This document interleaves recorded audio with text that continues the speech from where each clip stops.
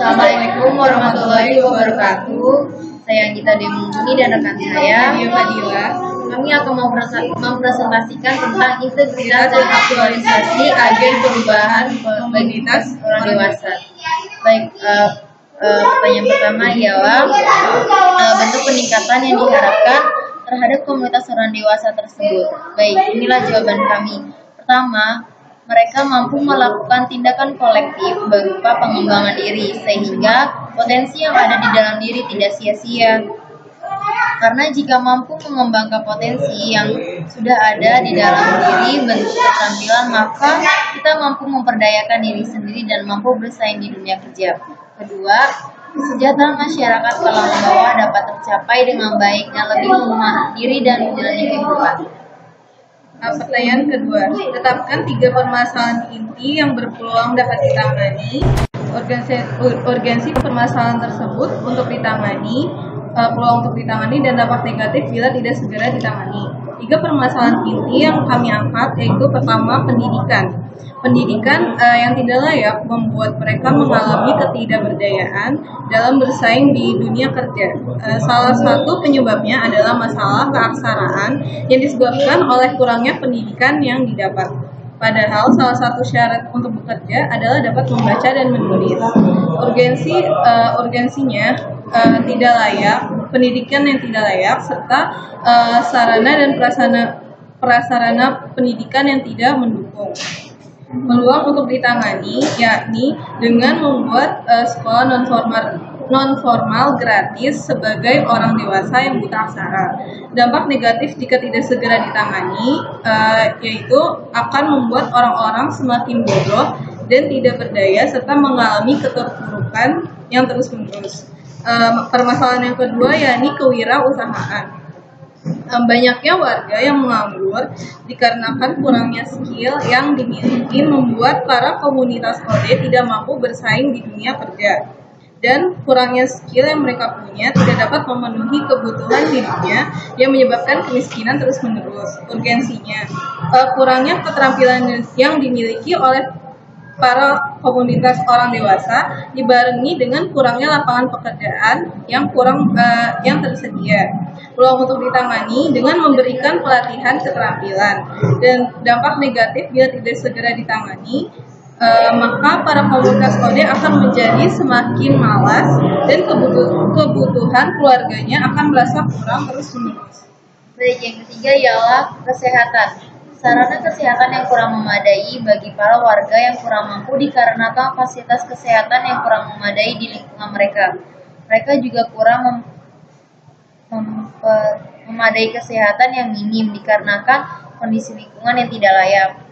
Urgensinya ialah kurangnya sarana dan prasarana kesehatan yang kurang layak dibarengi dengan kesehatan yang memadai. Peluangnya adalah dengan membuat tempat seperti apotik terbuka, mendatangkan orang yang ahli di bidangnya sebagai relawan. Dampak negatifnya ialah semakin banyak komunitas orang dewasa maupun orang-orang di berbagai kalangan yang terpuruk kesehatannya dan terancam nyawanya bila tak disegera ditangani. Yang ketiga ialah mengapa masalah tersebut terjadi, siapa yang menyebabkannya, kondisi apa yang menegaskan terjadinya perubahan tersebut. Baiklah, ketiga masalah tersebut dapat terjadi dikarenakan adanya ketidakberdayaan dari masing-masing aktor untuk berubah karena tidak adanya kesadaran yang timbul dalam diri mereka masing-masing. Kondisi yang menegaskan terjadinya perubahan tersebut adalah faktor pendidikan yang kurang layak, faktor rendahnya ekonomi dan kesehatan yang kurang memadai. Pertanyaan nomor 4. Siapakah sasaran utama dari penanganan permasalahan tersebut? Sasaran utamanya tentunya pada komunitas OD yang kurang berdaya dalam hal pendidikan, seperti khususnya orang yang buta aksara. Dalam kewirausahaan, yakni pengangguran yang kurang keterampilan, dan dalam bidang kesehatan, seperti masyarakat di daerah terpencil yang kurang sarana dan prasarananya dalam kesehatan. Baik.